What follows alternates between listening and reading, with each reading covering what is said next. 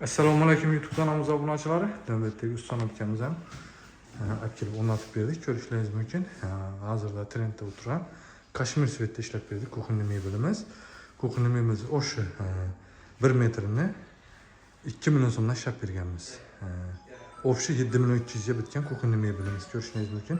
Yaxshi akrillardan matvi akrillardan, qalin akrillardan ko'p berdik.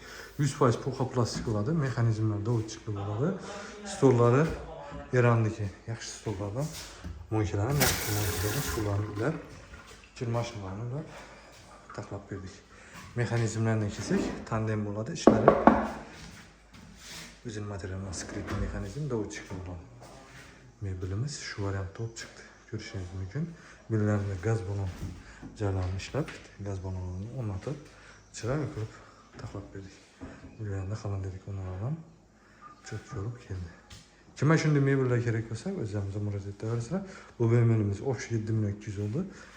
Mebelimiz şu variantda olib chiqdi. Barib razmer olib ustanobga besplatniy oladi. Boshqa viloyatlarga kelishilgan narxlarda olib borib ustanobga ketib beramiz. Kime şimdi mebellar kerak bo'lsa, o'zimizga murojaat etaversizlar. Telefon raqamlarini kommentariy описаниеda qoldiraman. Bemalol telefon zakaz berishingiz mumkin. Kanalga obuna bo'lib qo'ysanizlar, keyingi videolarda o'tiravermaysizlar.